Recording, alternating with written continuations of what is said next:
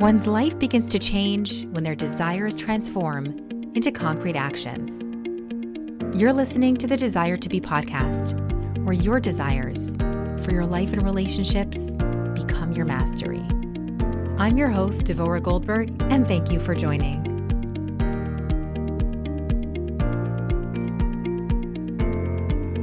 I recently read a book titled Even If I'm Not, written by Devorie Kreiman, a mom who went through unimaginable losses, losing 4 of her children as infants, as well as her adult son Yossi, a mere 6 weeks before his wedding. Many ask the question, how do you move on? How do you live? I'm honored to have Devorie Kreiman with me today to share her story, her strength, and meaningful insight. Devorie, welcome to the show. Thank you. It's nice to be here. Start by telling my audience where you live and what you do. I live in Los Angeles, but I travel a lot. I do a lot of book talks about the book and talks in general about how to reconnect with ourselves, with our sense of neshama and our sense of purpose, connect to others and connect to Hashem after going through loss, and especially after going through loss after loss. I'm also a writer for Ami magazine, and I do tefillah workshops on what to do when it's difficult to daven. That's beautiful. For those of my audience members who don't know your story, and as popular as it is, I did mention to some people that I'm having you on my show, and they said, what's her story? So we still need to talk about it. Tell us what happened after your 3rd child was born. Okay, so this is the very short version, but we had 3 kids in a row, 3 kids in 3 years, and our 4th child was born looking perfectly normal, adorable baby, but he was very weak, and the doctors didn't know what it was. And he lived a few months, a lot of medical interventions, and the best they could come up with was failure to thrive. We had a bracha from the Rebbe, we had another child. Actually, the bracha from the Rebbe, my husband went in, and the Rebbe said to him, "Soll sein a gesunde Kind be'itay bismanei." Actually, the Rebbe didn't give a bracha at all for the sick child, but when my husband said to the Rebbe, at least we're asking, because we didn't know at that point if it's a hereditary disorder, we had no idea what it was. The doctors could not figure it out. So my husband asked for a bracha for healthy children. He actually asked for a healthy child for one. And the Rebbe said it should be a healthy child in a set time and in the right time. So we had another baby after, so our 4th child was the one that was sick, a little boy. We had another baby, and that's when we realized I was holding her. She was a day old, and she had a seizure in my arms. And our first baby that was sick had seizures also. So we realized that we're dealing with the same thing. And we understood that the Rebbe had said a healthy child at a set time and in the right time, and that this wasn't it. And that baby lived months. The doctors tried, but now we knew that we were dealing with something that could repeat. Still didn't know exactly what it was and why. The Rebbe's bracha, in the set time and in the right time, our next baby, her due date was the first Gimel Tammuz. And that's when I knew that in the set time and in the right time, that it wasn't the baby before her, that she was the healthy child. Her name is Bracha Leah. She's a mom now. Our healthy child, we named her Bracha for the Bracha of the Rebbe. So we had those 2 children that were sick. We had our healthy child in between. So we had 4 healthy children. And then we had 2 more children. And the research progressed, and those 2 children, both of them were sick. And it turned out that we had a very unusual condition. It's caused by a mutation that my husband and I share. And basically what it is, it's a mitochondrial disorder. And in very simple terms, our babies are born lacking the enzyme that turns food into energy. So you know how people say, I have no energy? Mm-hmm. Really, my babies could not produce energy. So they looked perfectly normal. Yeah, they were adorable babies. They looked normal. They grew at a normal rate, but they got weaker and weaker. And as time went on, because they couldn't produce the energy to live, and they couldn't produce energy to fight off things that came up. So they died over a period of 10 years. We lost the 4 babies.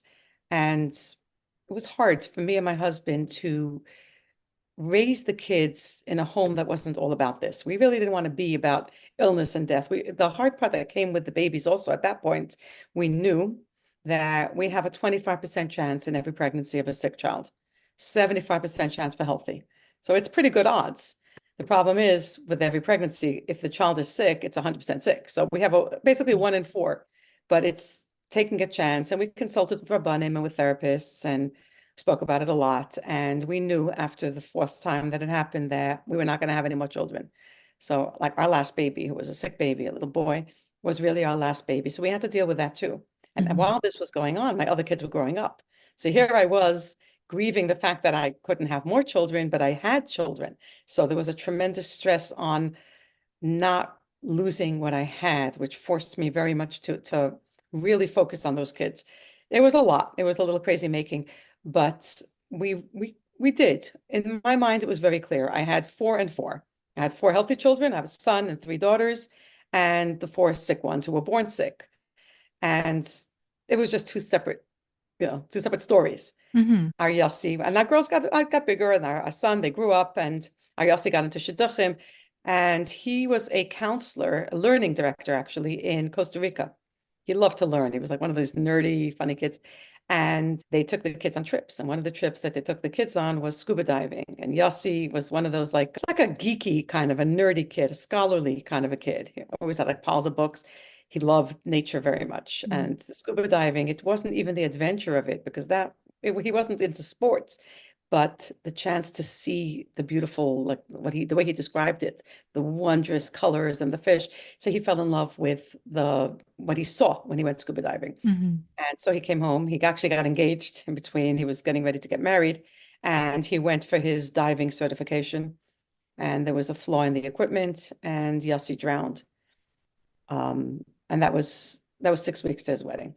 And that started a whole different journey because to me, it had always been that I had already done mine. I mean, I had 10 years of very sick children and the hospitalizations and the research and accepting that there would be no more kids. I was in my early 30s. There was a lot of that. And then, working with that, I lost half my kids. I did it. I'm done. Mhm. And also the belief that we have the healthy children and they're safe because they're healthy, they're living. And the sick kids, they're sick, they died. And when Yossi died, it threw me into a very very difficult situation just of trying to figure out who am I? Like how I have to still be his mom, but I don't know how to be his mom. But I wasn't ready to not be his mom. How do I still be a mother to my son? How do I relate to other people? How do I relate to Hashem? How do I function? And I journaled it. The journal became the book. And that's the story. That's the struggle. It's been real. Yeah, and I picked up on different parts of the book where you talk about the aspect of being his mom, and he didn't ask you if he can go. He didn't ask you if he can die that day. He should be asking you. You're his mom. You're the mom of the body in the casket. Yeah. What does that look like?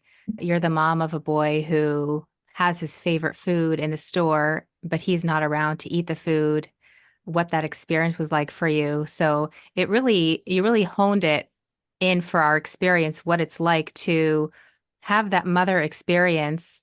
As a reader and as a mom myself, I picked up on those different aspects of the mom perspective that you wove into the entire experience.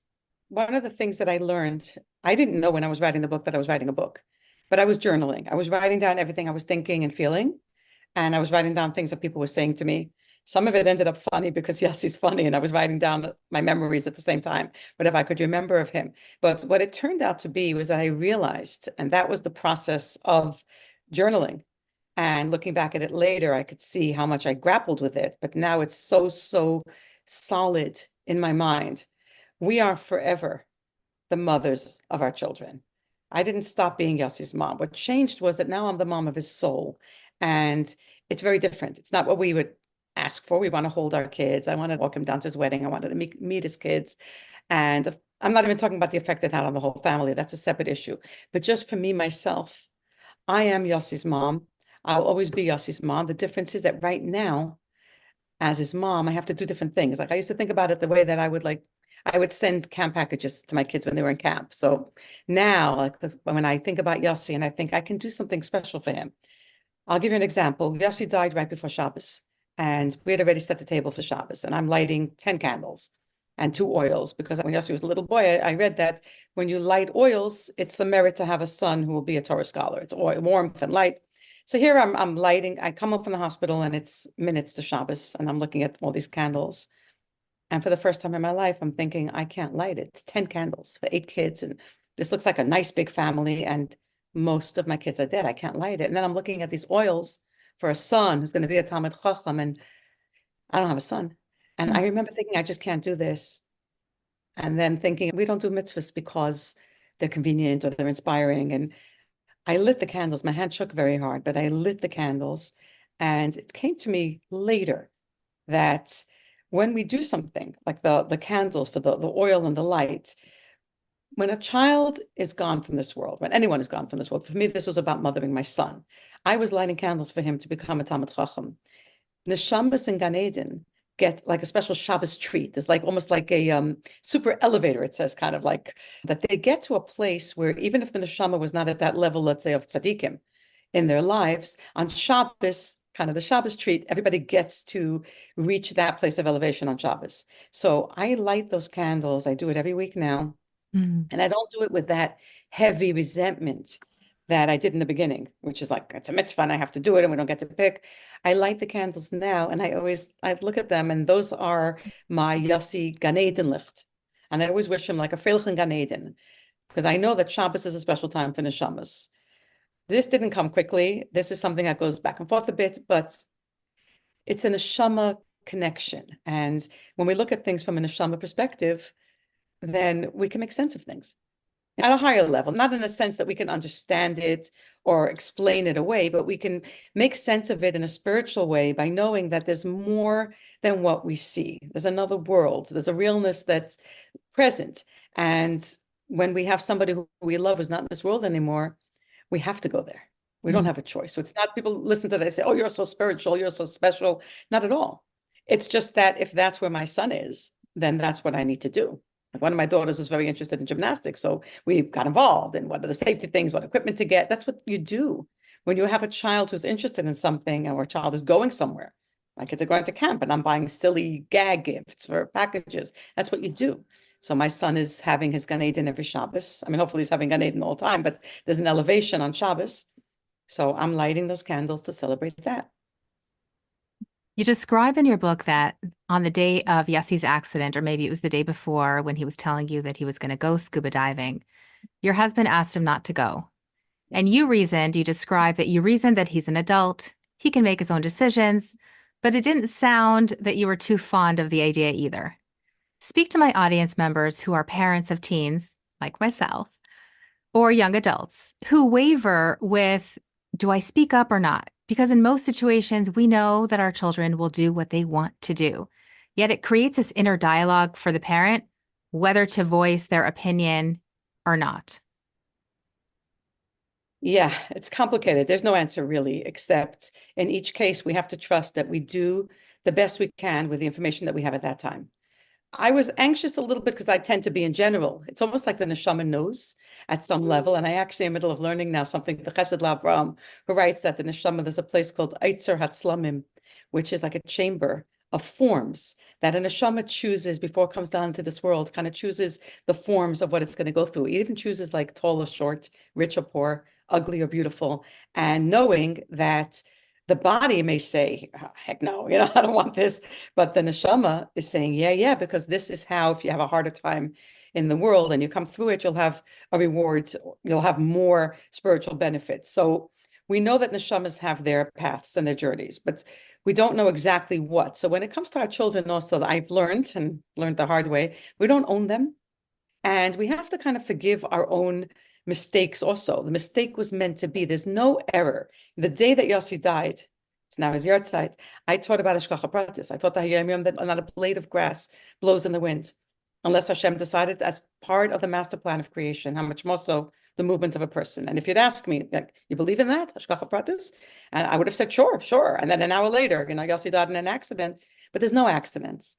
But the way that Yossi died, and this is the crazy part, my husband was worried. He said, I don't like it. Scuba diving is dangerous. And really my fear was, that he's 23. You can't tell an adult child, no, you can't do this. You can try to talk to them about it. But I was worried about putting him in that situation. And Yossi's birthday is Tisha B'Av. So the first Tisha B'Av after Yossi died was very, very difficult for me. And some days harder than the yahrzeit because it's his birthday. And he's not here. It was his first birthday without him. And we were very emotional. And some friends came to visit. It was Tisha B'Av night. And I write this in the book. And I think that's why people respond very well to the book. The book is really honest because the book was a journal. It wasn't meant to be a book for other people. It was my journal. So Right. it's all in there and there's some really heavy stuff in there. And I think that's why it's helpful because it's just straight out honest. There's no high, lofty ideals. It's just raw struggle, really. Hmm. And anger. It's kind of like a big temper tantrum. But Tisha B'Av night, we had friends who came and we were sitting actually on the low chairs, and it triggered me very much back to Shiva in a very weird, wacky way. It was Yossi's birthday. Tisha B'Av was 9 months after he died, and it was his birthday. And so my friends are talking with us, and at some point, my husband pulls out his phone and he's showing. I didn't know this, but I'm sitting on the other side of the couch, and I hear Yossi's voice. I hadn't listened to his voice since he died, and it really like Hmm. shocked me. It shook me up very much. It was like really, really hard to hear. And I look and there's my husband holding up a video of Yossi learning. And it was so typical Yossi. He didn't have one book. He had like five Sfarim and one is open and he's leaning over and he got very into his learning. He loved to learn. He was really like a spiritual, geeky kid. He loved Hmm. learning. And I couldn't handle it. It was too hard. So I screamed at my husband, like, turn it off, turn it off. And that night after my friends left, we were upstairs. We couldn't sleep. Yossi had been born at 3:02 a.m. So at 3:02, we're up. And we're talking about, could you believe he was our oldest? So we became parents and, we're talking about it. And then I guess I was just in one of my moods and how it is. Sometimes you take it out on the person closest to you. My husband, by the way, is a sweetheart. He's a doll. You can tell that from the book as well. Yeah, he really is a big mensch and just considerate and decent. And, people say, why did you continue? Because he can't lose that or the children or becoming a grandma, but that's separate. But that night I was being icky. I was in pain and it was 3:02 in the morning and we'd become parents. And I said to my husband, I really didn't appreciate that you played that video tonight. And my husband said to me, I really didn't appreciate that you let Yossi go scuba diving. And I just lost it. I left the house in the middle of the night and Tisha B'Av night. And I remember I backed out of the driveway. I pushed my foot all the way down. Like, so it like I flooded, like I went driving, like tearing out of there like a maniac. And for hours I was driving around, just driving and driving. My husband called me, like, come home. And I was just like, I'm not coming, just leave me alone. I'm driving around and I'm thinking the whole time. And the reason it hurt so much is because I was thinking, was he right?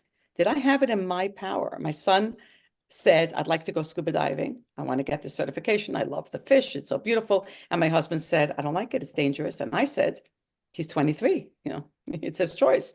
And that whole night I'm driving around, I'm talking to Hashem and I'm really trying to process it. And I'm crying and I'm thinking and I'm saying, even if it was my fault, let's say it was my fault, it was a mistake. Of course, I never meant for anything to happen. It's a pretty big punishment for a mistake. And I'm doing that all night. And finally, early in the morning, I come back home. It's hours later. My husband's standing by the gate. And I pull in and he says to me, you really can't drive like that. And I'm like, I know. And then I said to him, I said, I don't know if Yossi would have listened. If I would have said, don't go, 23. And, it's tricky. And this is like you're asking, how do you know what to do? We do the best we can at that time. We take advice. And if we make a mistake, we have to trust that that mistake was meant to be. I did the best I could at that moment. I was trying not to stifle a 23-year-old, not to ruin the relationship. Well, obviously it was a mistake. He shouldn't have gone scuba diving, but I don't know if it was a mistake for a parent not to say, you're not allowed to do that when he's getting married. It's tricky. Hmm. We have to just go step by step. But I told my husband, I said, I don't know if Yossi would have listened or not. He was a good kid. He really was. I don't know, but I know this. I know that I can't hear again that you wish I hadn't said that. And my Hmm. husband said one word. He said, okay. And I knew that he would never bring it up again. And he hasn't. It's been 13 years. So it's interesting that I talk about marriage and love and perfection. I'm not perfect.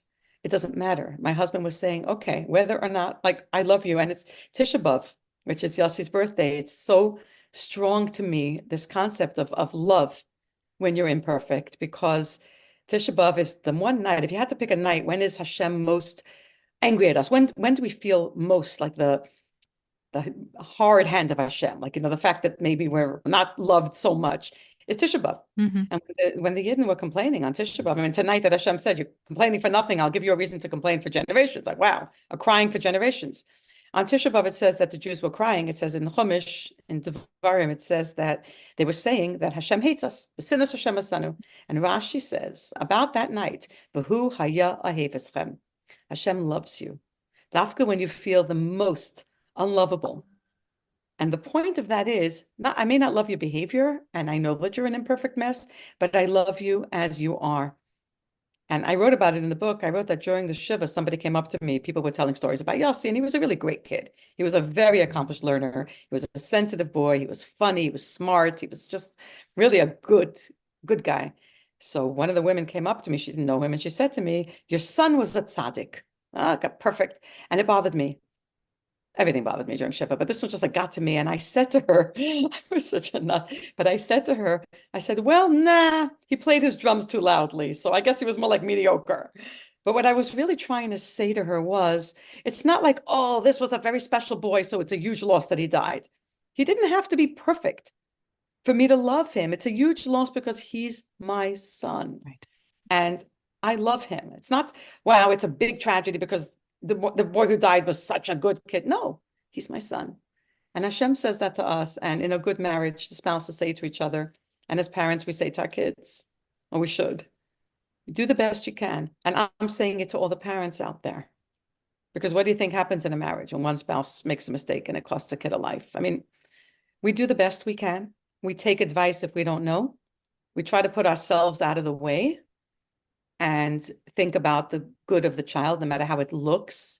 I think that I've learned that as a parent because I have other children, and Baruch Hashem, now grandchildren who are nearing teen years. The two oldest grandsons who are named after Yossi are both turning bar mitzvah this year. So Mm. we've come a long way and we're back to teenagers. They're beautiful boys. But the bottom line is that we do the best we can. And if we can really train ourselves to ask, what is my motivation? Why am I saying yes or no? Am I afraid? Am I thinking about my own embarrassment, or am I putting their well-being first? It'll be easier. And if we make a mistake, we have to trust, and it's hard, but we have to trust that that too is part of the plan. There's no other way. We're Yeah, just messengers. We're entrusted with these children. We don't own them, and they have a life journey, and we do the best we can. And if we didn't, then we start from where we are, from when we're ready to own that and say, I'd like to try harder now. that's That's a how it great is. point. Yeah, great point. One of my favorite stories that you share in your book is about Yossi choosing the spot on the wall where he wanted his wedding picture to be hung. Describe the moment that his handprint touched the wall and tell us which picture is hanging there now. Yeah, so Yossi was helping me hang pictures for my girls' weddings. So he hangs one, then he hangs the other, and he was engaged. So he's like he slaps his hands on the wall and he says, my wedding picture's going here. And I always say that this is the point where I want to say, yes, your wedding picture's going here. I'm so proud of you. I love you.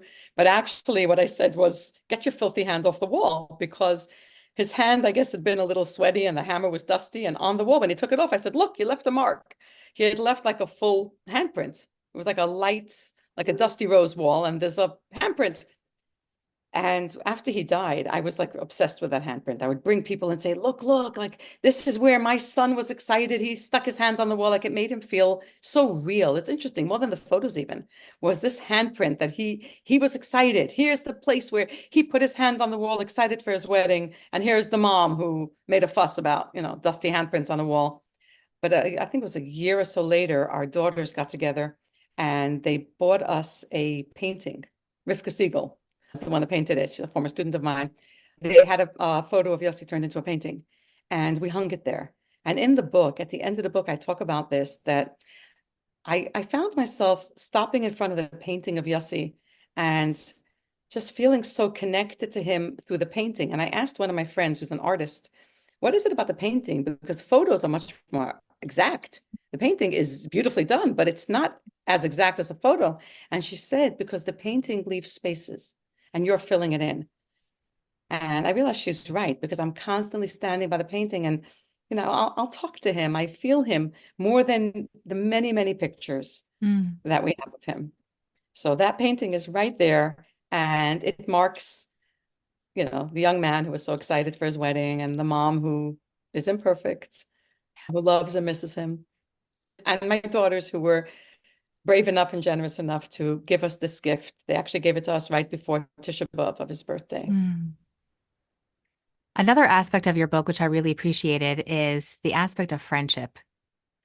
Your Yeah. friends come around, you call on them for different reasons. There's a time in your book where it's right before your grandson's birth, but you're there for a friend who's losing her mom. Speak to us of what friendship looks like for you. I feel like I was lucky. I am lucky. I think that because I live in LA and I didn't have family there, I was really kind of desperate. That's the truth. But some of the friendships that I talk about in the book were friendships that were forged from some difficulty. And in the book, I focus on my story. But the backstory to that is that the friends who really stepped up are women who know hard times and who are so gracious and elegant, and I want to say strong, but it's a hard-won strength that they've developed, the courage, not only to do beautiful things with the difficulties that they've had, more than that, to become like they've become so sensitive and tuned in. And it was like as soon as I got the call, my husband was the one that called me. The police called him and Mhm. he called me and we went to the hospital. So there were particularly two friends and then a third one who wasn't involved on that first day, but she actually tried. She was knocking on the door. I didn't hear her. But the two friends that were there that very first Friday, I picked up the phone. Those were my first two calls. I didn't call anybody else. I called them. One of them came to get my daughter and the other one came with us to the hospital. There was something so deep. I knew that I could lean into them. And I can't even imagine how horrible that must have been for them. First of all, it was Erev Shabbos, very practically, Mhm. they really kind of threw the whole Friday into crazy. But besides that, for that first year, I got stronger over the first year, and my journal kind of shows it. But I really had to lean in heavily, but I just knew instinctively. And then my third friend, who, yeah, it was a very interesting night because her mom was dying and my daughter was in labor, and I felt it very much. I felt the tuna shamus, like the concept we know, we learn it and we believe it, that we're souls before we come in this world and we're souls after this world and the souls never die. We know that, but we don't really think about it in a real way until it touches close to home. That night, I couldn't get to London in time for the birth. So my daughter told me, wait, otherwise I miss when I have the baby. So I'm on the phone with her and I'm becoming a grandma. It's my first grandchild. And I know he's going to be named for Yossi, and she's in labor, and there's the pain of that. And I'm listening to her. I'm walking around all night on the phone with her. And my really close friend is with her mom, and her mom is dying. And I can't get it out of my mind. The fact that we're so connected and that there's an neshama coming and going. And the part that's not in the book, it's mentioned in the front, I give a shout out, but it's not in the book because it happened after the first year, is that this very close friend, her oldest grandson, is also named after Yossi. Yeah, I And saw so that there's a too. very, very deep bond that we have that's just the knowledge, the ability to really be very present and available for someone else. And with these friends, it wasn't about them being like anxious about what do I say or what do I do? There was none of that. There was simply their ability to show up and to let me be. And I was not easy to be around. So it was a gift that they gave me, that they just allowed me really to grieve as I needed to grieve. And I was able to be comfortable doing that because people ask me very often, what can I do for someone who's grieving? And I always say there's no one answer. They have to show you what they need. You have to give them that safety that they can show you what they need. And sometimes it's not that you come then you tell them inspiring stories or endless amounts of cake and kugel. Maybe it is, but you need to allow them to show you what they need. And to do Mhm. that, they have to be vulnerable. So there has to be that safety. And sometimes it's not something that you necessarily are so comfortable giving, but that's what they need. I was lucky. I am lucky. Yeah. And I definitely picked up also the aspect of, when people mean well, especially when they come to Shiva or they see you afterwards, they mean well, they ask questions that are not always so welcome.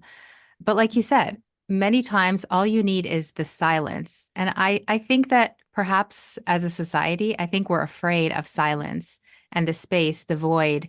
I think everyone wants, on some level, we want the other to be okay. And when we know they're okay, then we're okay. So perhaps that's why we ask questions and we tell stories that are completely meaningless to their pain in the moment, but they try to make sense of it where if you just tap into the golden aspect of silence, just be still and just being there with another person, that itself can offer some solace sometimes. Yeah, we're not good at that. Only actually my friend Fradel is the one that taught it to me, and she's features very heavily in the book. She could just Yeah. sit in the space. And it's not something a lot of people jump in, they fill it in, they have to say something. I wrote the chapter about Shiva that a lot of people find very funny. It's kind of funny only because we're all so terrible at it. But in all honesty, people say, "Wow, people were so insensitive." No, I don't think they were insensitive. I don't think we know how to help someone who's grieving so intensely. Grief is messy, especially when it's sudden and there was the shock and the horror. And in all fairness, I was not easy to help. I didn't know myself what I wanted. That's the other part, because I get asked this all the time. What could we do? There's no one answer.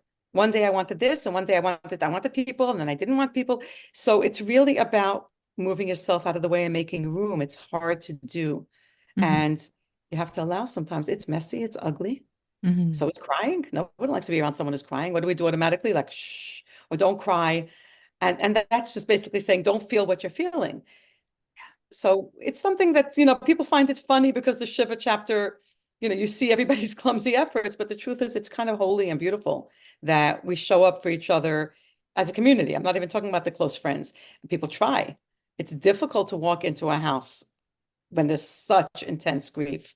So even though we blunder, and this is why the story is important, so people can hear and learn. You can sit silently, respect the space. There are certain big no-nos that you should not do, which some people did, which I write about.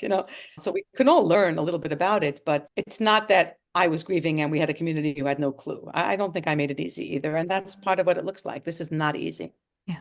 You mentioned in your book about your visit with Sherry Mandel in Israel. Tell my audience why you needed that visit and how she helped you in your healing journey. Yes, so Sherry Mandel is very special, very good at what she does. The interesting part was I knew about Sherry Mandel before Yossi died. When my babies died, Mm. I had read Sherry Mandel's book. Sherry Mandel's son, Kobe, and my Yossi were born the same summer. And I Mm. remember that when she wrote the book, her story became very famous because he was killed in such a horrible way. He was 13 years old. So Yossi and Kobe were the same age, but they died 10 years apart. Her son died at 13 and Yossi died at 23. But I remember reading it the first time when the babies died and thinking, oh, wow, like I have a son that same summer. Sherry has a really, really good organization. And she introduced me to, first of all, the way that the Israelis look at loss and the way that they hold on to each other, the courage and the humanity.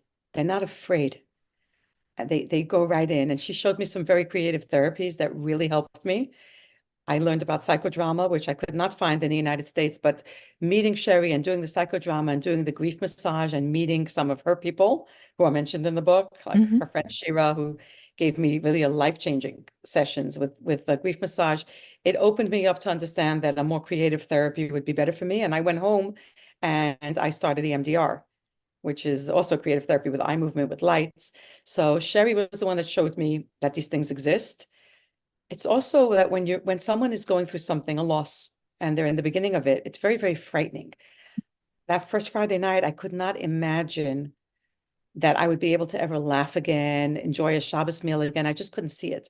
So when we see other people who are further along and they're functioning, we get strength. People say it to me now. I don't have to have anything brilliant to say to them, and I usually don't, because there's not a whole lot you can tell someone who's going through like such a loss like this. The only thing you could tell them is it was a mistake and your child is really not dead. That's all they want to hear. There's nothing else that anyone can offer. But when they look at someone who's gone through it and they see that they're functional, that they don't look like they just want to die, it gives strength. So Sherry herself, she's light, she's smart, she's sassy, she's just a great person to be around. But the organization that she's built, the network that she's created is impressive. And it really opened a door for me and led me to look for something that helped me, which was the EMDR. That Yeah. came from her. I credit her. How has faith and So trust in Hashem helped you in your healing process? you have to have it or you won't survive. When I was writing the book, I was reading chapters. I went to a writing group. I wanted to write it well. So I went to writing group and there was quite a few Jews there. And I was reading different chapters. And at one point, a woman, nobody was religious in that group. And there were a lot of non-Jews also. And one of the women in the group came up to me afterwards and she said to me that she'd gone through a loss. And she said, I can't do what you do. It takes so much courage to believe. And I said, I was just trying to encourage her and talk to her, but I was thinking, actually, it's the other way. And I asked her, I was trying to get a sense of what she believes. She's Jewish, she's married to a non-Jew, and she does not believe in anything after any afterlife. When a person dies, it ends right then and there.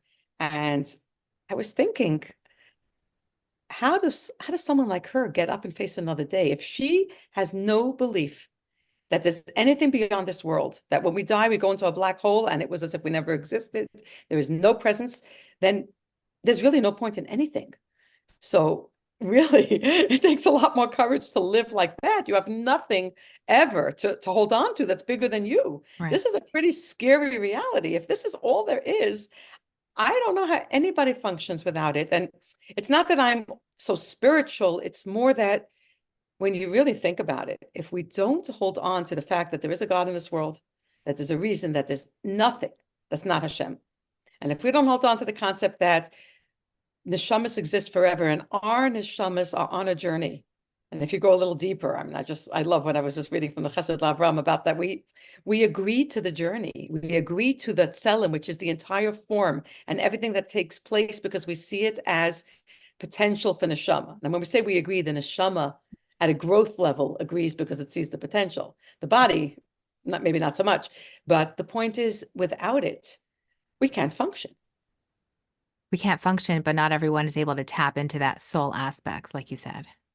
So it ends up happening many times. I speak to people and I ask them. I do a lot of talks. I travel and I talk to groups, and so it ranges from the very Hasidish to the, all different stripes and colors. And we talk about it. And sometimes I talk one-on-one to people who are going through grief and are really struggling with just the basics even. And I ask them, what do you do? And a lot of times people say the same thing, just in different forms. They use distraction, whatever that distraction will look like. Sometimes it's actually things like alcohol. Mhm. Sometimes it's drugs. I've spoken to people who just really, literally just drug themselves out of feeling. Sometimes it could be they just try to find a new career, or they'll watch movies all day, or sometimes it's food. And we do it too. A lot of people when they're hurting, and there's nothing wrong sometimes with doing something to feel a little better, to give a little lift. But I have found that when people don't have something to believe in that gives them a sense of that it's not for nothing, sense of purpose, that they can say, my neshama is going through this journey and it is a growth, even though I can't see the whole of it. I trust that it's not a mistake, and that this child that I have that I'm struggling with, or this disability, or this financial issue, or this horrible trauma that I went through is all the journey of my neshama, the work that I have to do. And there is no one picture that we have in our head that this is the only way to come out of it, that I have to be the biggest superstar in the world. Maybe all Hashem wants is that little bit of effort, that small, that moment. We don't have to be, again, sometimes in our own minds, we make it worse. We decide what excellent looks like, or what passing the test looks like. Mhm. But if we can just grab onto the concept that our neshama is on a journey, there's no mistakes, then we have at least a reason to get up and keep going with whatever we're afraid of, or we're scarred from, or we're angry about, or we're nervous about, or we're resentful. When people don't have that, I think that the only way, I mean, I'm seeing this like again and again and again when I talk to people who are not able to tap into that. And I'm not talking about to be a complete, tzaddikus and walk around all the time with, no sense of sorrow or sadness or anxiety. But I'm talking about people who don't even know. But if somebody who's a from person who's raised with it knows that there is a Hashem and we struggle towards making it real, at least that. But the people who Yeah. don't have that tend to look for anything that will either dull the pain or distract them enough, take them away. A lot of the time, that's most of the time, that's what I see. Or they search for meaning, however that looks. They do something beautiful to help someone else, which comes very close to soul work, that Mhm. they do something to uplift and inspire. I think pretty much that's how it'll look, unless somebody just falls into a place where they just stop functioning. And that's already usually somebody who has some kind of predisposition to that kind of depression or despair. Otherwise, they're just distracting as desperately as they can or searching for meaning. At the end of the book, you wrote a letter to Yossi. I heard more strength in your voice, almost like a new you, like a new flower that budded through the soil that it was placed in. You describe how your family is faring, thriving these days. I love how you describe how your grandchildren will have sleepovers in his room and you share stories with them about Yossi. It's kind of like living with his light. In some way, I don't want to make it prettier than it is. I feel Yossi close to me all the time. And there's a lot of little stories that'll happen, tremendous hashgacha pratis, and they're not big things, but they remind me that his presence is always with me. That said, I think like with any difficulty, somebody goes through something and they write about it, or they speak about it, or they quote come through it.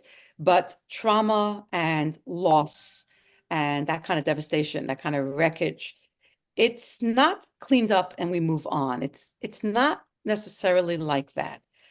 And for many, many people, including myself, and a lot of that is not in the book, because the book is only the story of Yossi in the first year. But for many of us, there are things that happen when we're children that we struggle with for our whole lives. We have to again and again and again give ourselves a certain type of foundation if we don't have it, or give ourselves a certain type of assurance that we're safe or that we're welcome.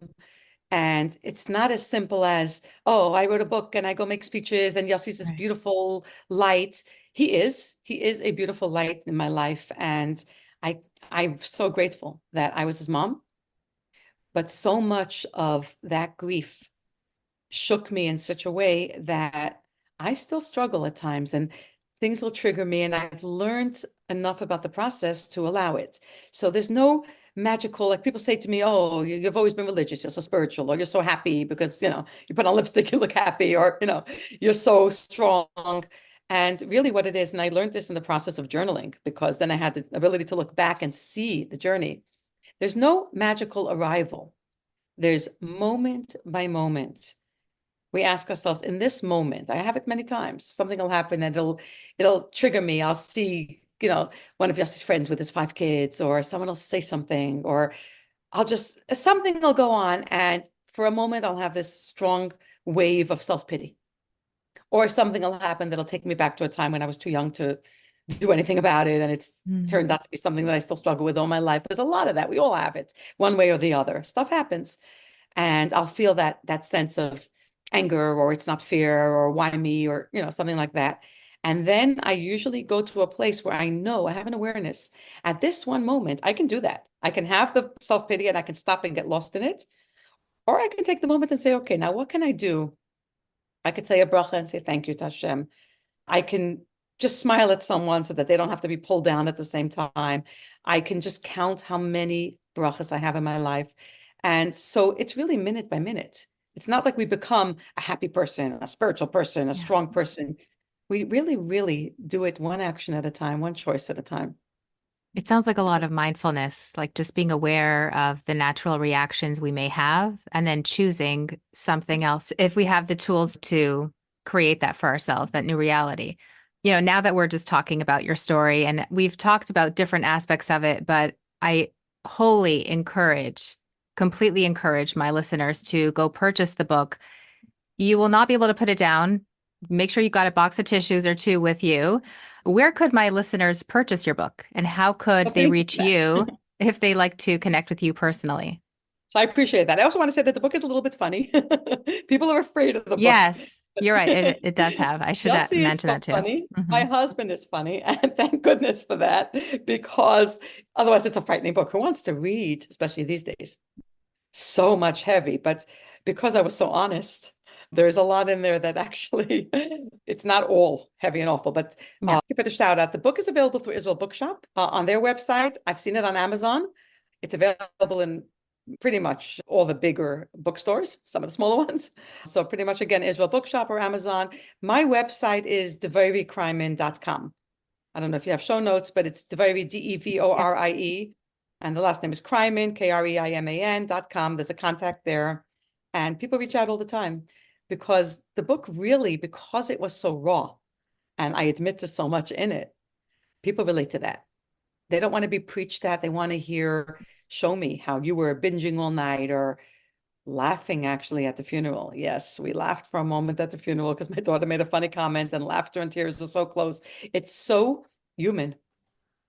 And from there, we can appreciate the growth. It doesn't start from a place that's, here's this very spiritual person. It's just a woman grappling to survive.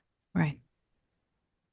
On the Desire to Be podcast, I like to hone in on what drives my guests to move through what they've been through. Essentially, what's their desire to be, to show up for themselves and for their family? What would you say? what your desire is in your life. I love that, the desire to be. So my desire really, and I think it's universal, it's to be able to have the clarity, really, to have the clarity to know where my work is, and then to have the strength to do it with joy. Because our work is kind of like, we know when we're given something like any kind of a challenge, we know, okay, this I got to do. But the final line, when I say what the work is, I'm talking about something a little deeper. I'm talking about the fact that we can accept even the parts in our own personalities, like the vulnerabilities that we have. Because sometimes we look and say, okay, so if only I had more self-esteem or better family support or a different type of personality, if only I didn't struggle with this tendency to be, I don't know, lazy, depressed, angry, frustrated, anxious, is a big one now, whatever that is, my desire is to recognize, to have the clarity to know this is my work as I am. And we all need to do that. And we need to do it for our children too. As I was created with these tendencies and these weaknesses and these vulnerabilities and these strengths. And to do that work, even if it's hard work, and these days, a lot of it is hard work, just surviving can be hard work, to do it with joy. If I can sum up what I gained from reading your book, I'd say that from my perspective, it's an intricately woven tapestry of life, death, fun, laughter, as well as pain and loss, coping essentially with what life has sent you, and teaching us, your readers, is quite literally what putting one foot in front of another looks like. You have the talent to bring the reader into the room with you, nestled into your Shiva chair, into Yossi's bed which you sobbed on, into the grass which you gazed up to heaven, and I dare to say, perhaps into the Xanax pills. I want to thank you for the gift of your raw emotions as you walked the path of your journey. Thank you for giving us insight, what it looks like to grieve 5 times over, each time looking different. Thank you for sharing with us how to be more sensitive at a Shiva house. Thank you for teaching us what silence looks like, and many times that's the best option. And thank you for allowing us to see how Yossi lived his life, how he spiced up your phone with warm texts that only a son can do. And thanks for teaching us how to hold on to every conversation and every moment with our children.